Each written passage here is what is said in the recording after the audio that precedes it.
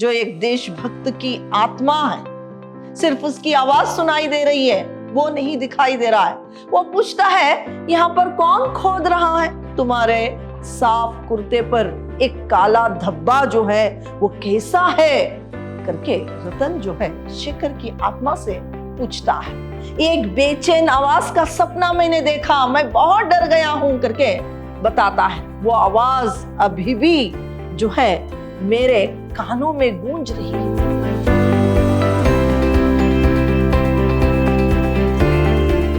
प्रणाम, मैं रिहा नायस, अति उत्तम विद्याश्रम की हिंदी प्रवक्ता। मेरे 4th सेम के बीबीए के जितने भी विद्यार्थी, आप सबका मेरी कक्षा में स्वागत है। मेरे प्रिय विद्यार्थियों, इस सेमेस्टर जो आपके लिए यूनिट 1 के अंतर्गत जो गद्य साहित्य है, उनमें जो है एक आपके लिए एकांकी है, एक बेचैन आवाज।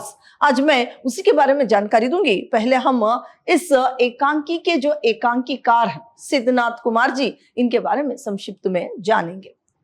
सिद्धनाथ कुमार, इनका जो जन्म है 13 अगस्त 1927 को, 13 अगस्त 1927 में इनका जो है जन्म हुआ। और इनकी जो प्रमुख रचनाएं हैं वो इस प्रकार है: सृष्टि की सांझ और अन्य काव्य नाटक, और कमाल कुर्सी का चमचे वही रहे, मिले सुर मेरा तुम्हारा, ये सब इनकी लिखी हुई रचनाओं के नाम। इनको जो है राधा कृष्णन पुरस्कार, राम वृक्ष बेनीपुरी, भारतेंद्र हरिश्चंद्र पुरस्कार से भी नवाजा गया है। जो आपके लिए एक बेचैन आवाज एकांकी जो है, इसमें समाज में व्याप्त पूंजीवादी मानसिकता का शोषण और मध्य वर्ग की विवशता को उजागर करती है, और देश के आजादी होने के बाद फैले भ्रष्टाचार पर एक बेबाक टिप्पणी जो है ये एक एकांकी है। किस तरह से जो है यहाँ पर एक शहीद की आत्मा अपने ही साथी से बात करती है, क्योंकि साथी अपने कर्तव्यों से पीछे हट रहा है, और इस आत्मा के जरिए और इस कहानी के पात्रों के जरिए समाज में पहले हुए भ्रष्टाचार और जो है अन्याय, इन सारी बातों को बताते हुए सिद्धनाथ कुमार जी ने इस एकांकी को लिखा है। देखिए, इस कहानी के पात्र, मुख्य पात्र में जो है शेखर है, जो एक देशभक्त शहीद, अब वो एक आत्मा बन गई है। वही एक बेचैन आवाज है, उसी की एक बेचैन आवाज है। फिर भोला, ये एक मजदूर है। फिर रतन, यहाँ पर रतन जो है शेखर का साथी है, और एक अब संपन्न नेता बन गया है। रतन एक जो है शेखर का साथी, अब जो है वो एक संपन्न नेता बन गया है। प्रदीप जो है वो शेखर का बेटा है, शेखर का पुत्र जो है प्रदीप, और रतन का बेटा जो है वो विजय है। रतन का बेटे का नाम जो है विजय है, शेखर के बेटे का नाम जो है प्रदीप। ये सब इस कहानी के पात्र हैं। यहाँ पर देखिए, जो आपके लिए एकांकी है उसका पहला दृश्य इस प्रकार है। रंगमंच पर हल्की रोशनी, रंगमंच पर एक हल्की सी रोशनी, और निपट से मजदूरों के काम करने की आवाज आ रही है। मजदूर जो काम कर रहे हैं उनकी आवाज आ रही है। भोला मजदूर कुदाल उठाए दिखाई पड़ता है। भोला जो एक मजदूर है वो कुदाल उठाकर काम करने के लिए तैयार है। तभी शेखर की आवाज बाहरी कोने से सुनाई देती है। भोले को शेखर की आवाज जो है वो उसे सुनाई देती है। शेखर प्रत्यक्ष रंगमंच पर, रंगमंच पर नहीं, उसके संवाद सुनाई देते। शेखर जो है रंगमंच पर दिखाई नहीं देता, सिर्फ उसकी आवाज, वो जो बात करता है, वो जो संवाद करता है, सिर्फ वही दिखाई दे रहा है। शेखर पूछता है, कौन मिट्टी खोद रहा है? जो एक देशभक्त की आत्मा है, सिर्फ उसकी आवाज सुनाई दे रही है, वो नहीं दिखाई दे रहा है। वो पूछता है, यहाँ पर कौन खोद रहा है? इस तरह की आवाज भोले को सुनाई देती है तो भोला डर जाता है, क्योंकि सिर्फ आवाज आती है, कोई दिखाई नहीं दे रहा है। शेखर कहता है डरने की कोई बात नहीं है, तुम डरो नहीं, डरने की कोई बात नहीं। मैं किसी का अनिष्ट नहीं करता, मैं किसी को नुकसान नहीं पहुंचाता। और वो कहता है कि मैं एक भटकती हुई आत्मा हूं करके वो बताता है। एक बेचैन आवाज हूं, एक भटकती आत्मा, एक बेचैन आवाज हूं करके वो बताता है। शांति पाने के लिए तड़प रहा हूं करके शेखर की आत्मा कहती है। इस जगह पर मुझे कुछ शांति मिलती है करके वो बताता है। पर तुम इस धरती भी खोद रहे हो, जिस जगह मुझे थोड़ा सा आराम मिलता है उस एक जगह को भी तुम खोद रहे हो करके भोला से शेखर की आत्मा पूछ रही है। भोला कहता है मुझे तो मालिक ने कहा था, मुझे मालिक ने कहा है, इसलिए मैं यहाँ पर काम कर रहा हूं। ये जमीन साफ कर दो, यहाँ शहीदों का स्मारक बनेगा। ये बात सुनकर शेखर हंसने लगता है। यहाँ पर मेरे मालिक ने कहा है कि ये जमीन को साफ कर दो, यहाँ पर कुछ बनने वाला है। क्या बनने वाला है करके फिर से शेखर पूछता है तो ये बताता है कि हाँ, कुछ शहीदों के लिए। फिर शहीदों का एक स्मारक जो है वहां पर बन रहा है। ये बात सुनते ही शेखर की आत्मा जोरों से हंसने लगती है। फिर जो है भोला डर कर भागने लगता है। शेखर कहता है कि डर कर भागो मत, मैं तुम्हारा कुछ नहीं करूंगा। तुम्हारे जैसे सीधे साधे लोगों को आजाद और सुखी बनाने के लिए मैंने अपनी जान दी है करके वो बताता है। तुम्हारे जैसे सीधे साधे व्यक्तियों के लिए, तुम्हें आजादी दिलाने के लिए मैंने अपनी जान दी है करके शेखर की आत्मा जो है कहती है। फिर शेखर भोले के मालिक के बारे में पूछता है। तब शेखर को पता चलता है कि भोला का मालिक जो है वो क्या है, एक धनी आदमी है। शेखर को पता चलता है कि उसके एक धनी आदमी का नाम जो है वो रतन बाबू है। शेखर रतन बाबू को बहुत अच्छी तरह जानता हूं करके बताता है। वो कहता है कि वो मेरा साथी था, देश आजादी की लड़ाई में उसने मेरे साथ था, इसलिए वो मेरा साथी है। इसे जो है शेखर को पता चलता है कि वो मेरा साथी था। बहुत धनी आदमी हो गया है, जानता हूं मैं उसके तरह तरह के रोजगार, जो उसके तरह तरह के रोजगार है मैं जानता हूं करके वो बताता है। उसी के बारे में कह रहे हो ना, उसी के बारे में कह रहे हो ना करके भोला को कहता है। तो भोला कहता है कि हाँ, वही एक धनी आदमी रतन बाबू है करके वो बताता है। शेखर रतन से जरूर मिलने की बात करता है। मैं अभी रतन से जरूर मिलूंगा करके भोला से शेखर जो है कहता है, क्योंकि वो बहुत बड़ा काम कर रहा है। शहीदों का स्मारक बनाकर एक बहुत बड़ा काम कर रहा है। शहीदों का स्मारक बनाकर मैं उससे मिलूंगा करके वो बताता है। शहीदों को वो भूला नहीं है, मैं बधाई दूंगा उसे। इस स्मारक के लिए जाकर कह देना अपने मालिक से करके शेखर जो है भोला से कहता है। अब देखिए पहला दृश्य, मजदूर भोला और शेखर की आत्मा में बातें होती हैं। तो दूसरे दृश्य में, पहले दृश्य में शेखर जो है मजदूर से कहता है कि जाकर तुम अपने मालिक से कह दो मैं जरूर उससे मिलूंगा करके। अब दूसरी जो दृश्य में रतन बाबू से मिलने शेखर की आत्मा आती है। तो यहाँ पर देखिए एक सजाया हुआ कमरा है, बहुत अच्छी तरह से साज सजावट से एक कमरा है, बहुत अच्छी तरह से सजाया हुआ एक कमरा है। अंधकार से जो है दृश्य परिवर्तन होता है, अंधकार से दृश्य जो है परिवर्तन होता है।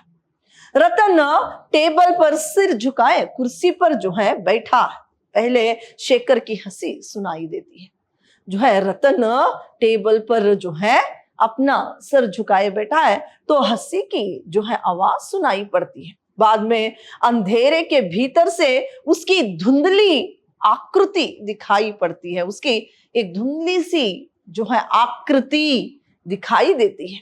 शेखर की हंसी की आवाज सुनाई पड़ती है तो रतन वो किसकी आवाज सुन रहा हूं। शेखर कहता है कि मेरी रतन। पहले तो उसे पहचानने के लिए शेखर पहचानने के लिए रतन बाबू जो है पहचानते नहीं, क्योंकि पहले आवाज सुनकर, उसकी हंसी की आवाज सुनकर पहले शेखर को रतन जो है पहचानता नहीं, उसे दिक्कत होती है पहचानने में। फिर शेखर कहता है कि तुम्हारे सामने से अपने सामने देखो रतन, यही ठीक सामने करके वो बताता है। देखो रतन, अपने सामने से मुझे देखो, मैं यहीं पर हूं करके वो बताता है। ठीक तुम्हारे सामने अंधेरे में भी तुम्हें दिखाई पड़ेगा। देख रहे हो मुझे? शेखर की आकृति उभरती है। रतन अब कुछ पहचानने की कोशिश करता है। शेखर कहता है मुझे ठीक से देखो रतन, देखो रतन, मुझे ठीक से देखो। रतन कहता है तुम्हारे साफ कुर्ते पर छाती पर ये काला धब्बा कैसा? तुम्हारे साफ कुर्ते पर एक काला धब्बा जो है वो कैसा है करके रतन जो है शेखर की आत्मा से पूछता है। शेखर कहता है कि तुम्हें सब जगह धब्बा ही नजर आता है, धब्बा ही दिखाई पड़ता है। ये काला धब्बा नहीं, मेरी छाती से बहता हुआ खून है करके आत्मा जो है रतन से कहती है। रतन, तुम्हें देखकर मुझे डर लगता है, तुम्हें देखकर मुझे डर लग रहा है, डर लगता है करके बताता है। फिर शेखर पहचाना मुझे करके फिर रतन से पूछता है। अब शेखर को जो है रतन पहचान जाता है और कहता है कि बहुत दिन हो गए हैं ना, इसीलिए तुम्हारी आवाज पहचान नहीं सका, पर मैं तुम्हें पहचानता हूं, तुम्हारा चेहरा पहचानता हूं। शेखर कहता है मुझे विश्वास नहीं होता। तब रतन कहता है कि मैं कैसे विश्वास दिलाऊं, मैं तुम्हें पहचानता हूं, तुम्हारा चेहरा पहचानता हूं, बहुत दिन हो गए ना, तुम्हारी आवाज पहचान नहीं सका करके जब बोलता है तो यहां पर शेखर की आत्मा कहती है कि क्या तुम मुझे पहचानते हो? तो मैं कैसे तुम्हें यकीन दिलाऊं कि मैं तुम्हें जानता हूं करके रतन कहता है। जिस शेखर के साथ मैंने आजादी की लड़ाई में कंधे से कंधा मिलाकर काम किया था, क्या मैं उसे कभी भूल सकता हूं? मैं शेखर को नहीं पहचानूंगा। आज भी वे दिन मेरी आंखों के सामने हैं करके पिछली यादों में रतन खो जाता है। जब जो है आजादी की लड़ाई हुई थी, उस समय की याद में वो डूब जाता है। सन 42 के आंदोलन के वे उस तूफानी दिनों को याद करने लगता है। वो कहता है कि सन 42 के जो वो आंदोलन के दिन थे वो मेरी आंखों में नाच रहे हैं करके वो बताता है। जुलूस की आवाज, शोर-ओ-गुल, चारों तरफ शोर है और जो है नारे, भारत माता की जय, महात्मा गांधी की जय, ऐसे जो है नारे जो है हो रहे हैं। अंग्रेजों भारत छोड़ो, ये सब नारे वहां पर लग रहे हैं। यानी ऐसे नारे पुकारे जा रहे हैं। लोगों की भीड़ जो है बढ़ती जा रही है। भारत माता की जय, गांधी जी की जय, अंग्रेजों भारत छोड़ो, ये नारे जो है सभी लगा रहे हैं। तो भीड़ के कोलाहल की पृष्ठभूमि पर नेता का भाषण सुनाई पड़ता है। वहां पर एक नेता भाषण दे रहा है। अब वो भाषण सुनाई दे रहा है, अब से देश गुलाम नहीं है। वो नेता कह रहा है कि अब से ये देश गुलाम नहीं है, ना रहेगा। पूरा देश जग उठा है। आजादी का नारा देश का बच्चा बच्चा लगा रहा है। अंग्रेजी राज को अब हम इस देश की धरती से मिटा कर रहेंगे करके नेता भाषण में कह रहा है। देश बड़ा होता है, घर परिवार जाति मजहब से आजादी जो है मांगती है। त्याग अपने स्वार्थों का त्याग, अपने पुरखों का त्याग, अपने घर परिवार का त्याग, अपने जीवन का त्याग आजादी का मूल है खून करके भाषण नेता दे रहा है। आजादी मांगती है बलिदान, कौन देगा बलिदान, ये नेता प्रश्न कर रहा है। भीड़ से आवाज आती है कि हम देंगे, भीड़ से आवाज आ रही है हम देंगे, देश के लिए बलिदान हम देंगे। फिर थोड़ी देर बाद भीड़ की आवाज कुछ मंद पड़ने लगती है, कुछ आवाज धीमी वहां पर हो जाती है। शेखर और रतन एक दूसरे को देखते रहते हैं। शेखर के चेहरे पर आक्रोश और व्यंग के भाव। रतन कहता है, शेखर के चेहरे पर आक्रोश और एक व्यंग का भाव भी है। तो रतन कहता है, आज लगता है जरूर गोली चलेगी। शेखर कहता है, गोली से डरता कौन है? दफ्तर को भीड़ ने घेरा है, बंदूक जो है ताने सिपाही चारों ओर खड़े हैं। शेखर कहता है कि डरते हो रतन? रतन जो सर पर कफन बांधकर निकलता है, जो है यहां पर रतन कहता है कि जो सर पर कफन बांधकर निकलता है वो भी क्या गोलियों से डरता है? फिर यहां पर शेखर नहीं डरते तो आओ उस अंग्रेजी झंडे को उतार फेंको करके बताता है। रतन से शेखर कह रहा है कि आओ उस झंडे को, अंग्रेजी झंडे को उतार कर फेंको करके उसे बताता है।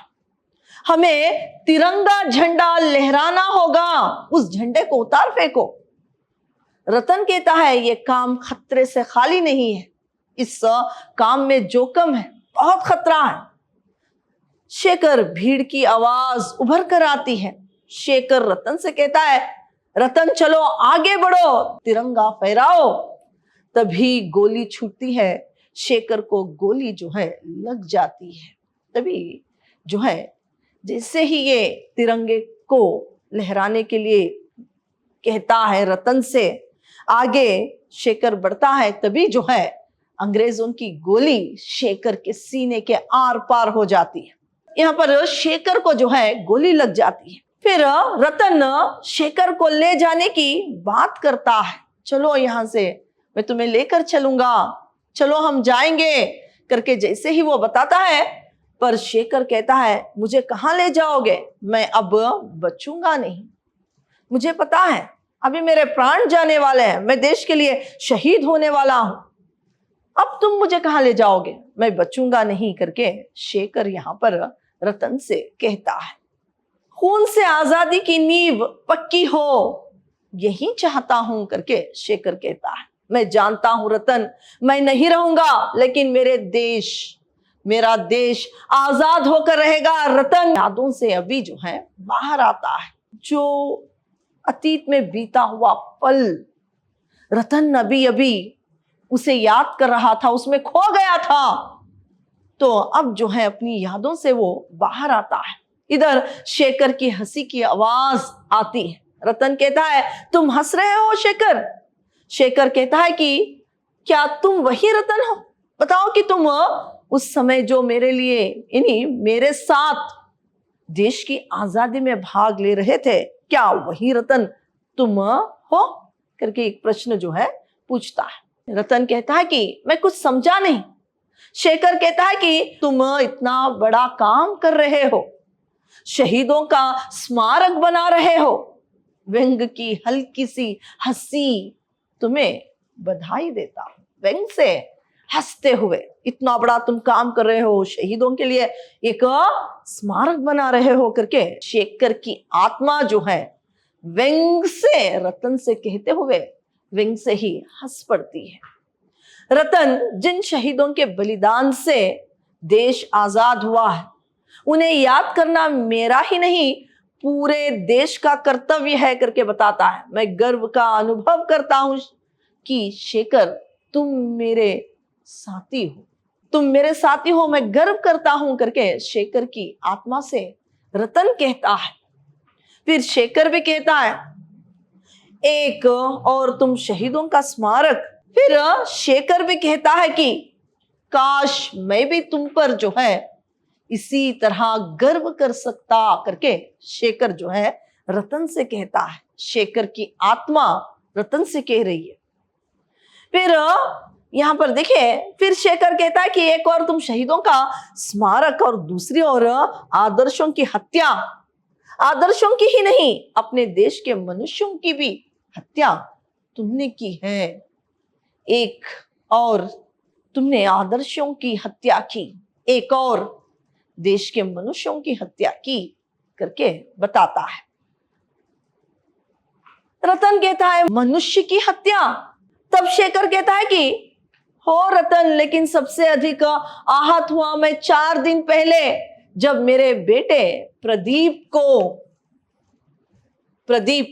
को करके जैसे ही बताता है 4 दिन पहले, शेखर की आत्मा कह रही कि मुझे तब बहुत ज्यादा दुखी हुआ, जबकि तुम 4 दिन पहले प्रदीप को करके जैसे ही बताता है तो प्रदीप की आकृति यानी प्रदीप की आत्मा वहां पर आती है, प्रदीप की आकृति वहां पर उभरती है। शेखर कहता है कि तुम तो संसार के इस पार हो।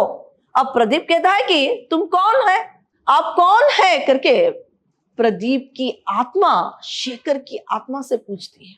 फिर कहता है देखो तो मेरे छाती पर गोली लगी है, आपकी छाती में भी गोली लगी है, क्या आप भी इसी आंदोलन में भाग लिए थे?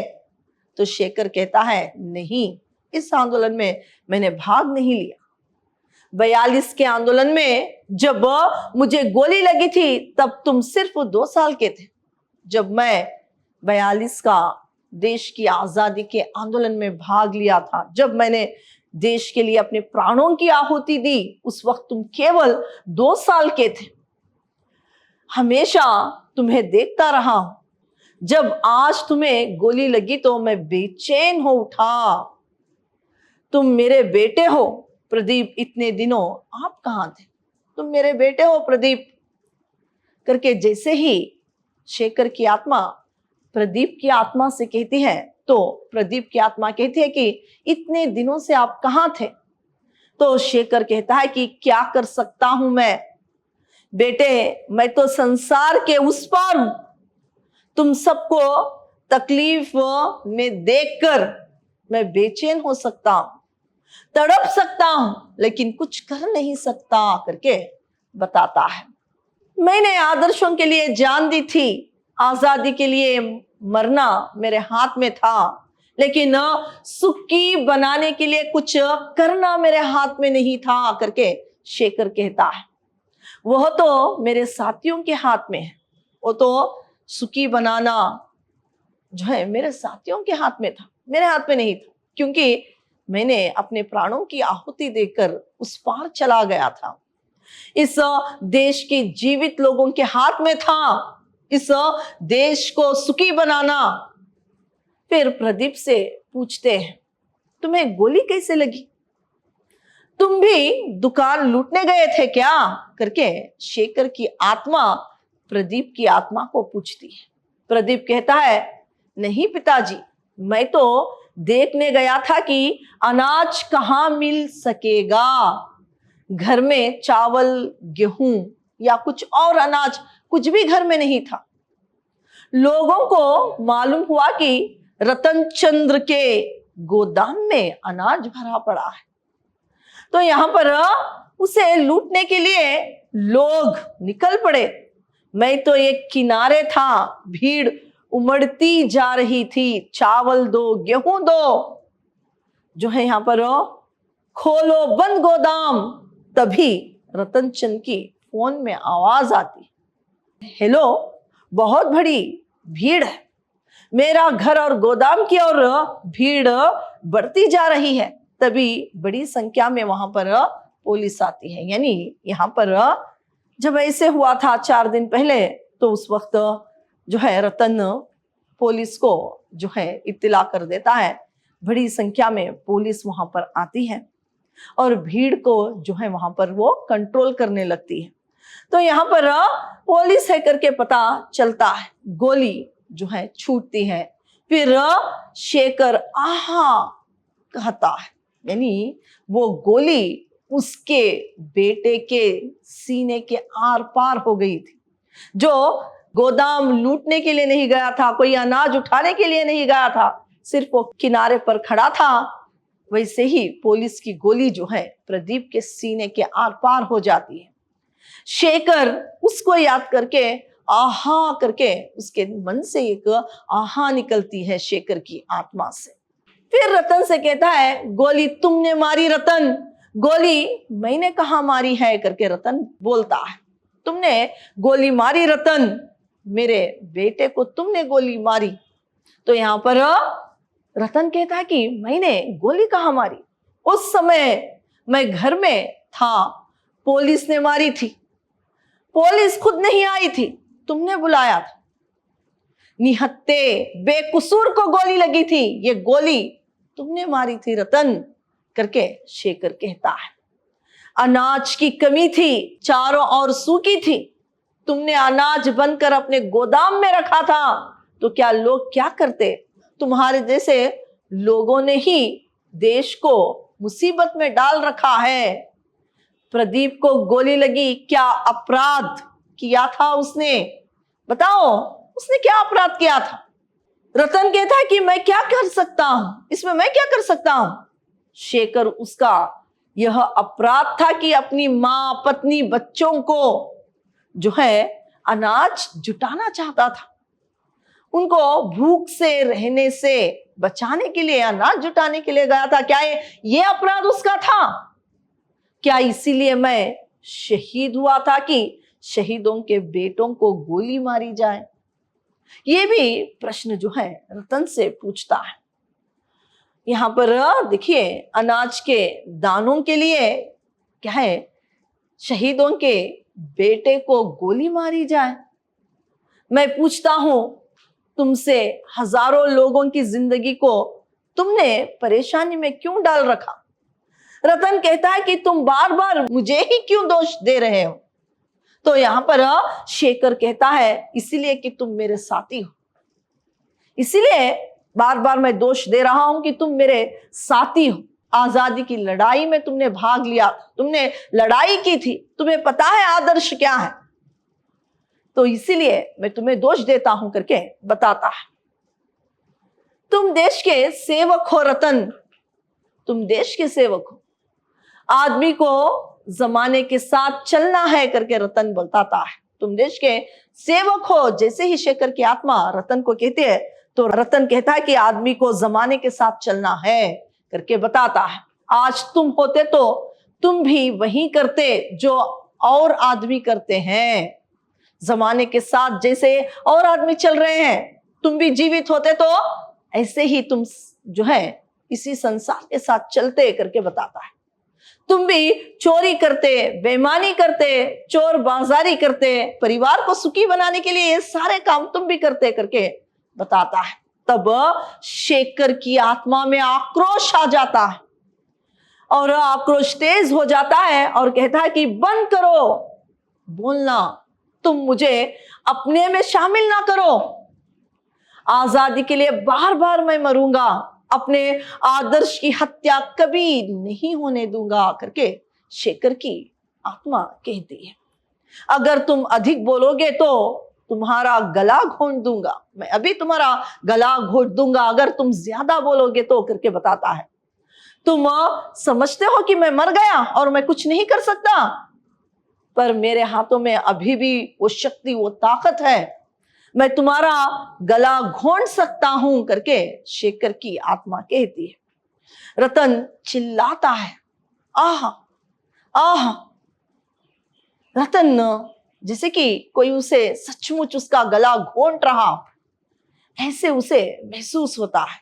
वो चिल्ला उठता है, आहा आहा, मैं मरा, आहा करके चिल्ला उठता है। रतन कांपता हुआ नजर आता है। तभी वहां पर रतन का बेटा जो है विजय आता है।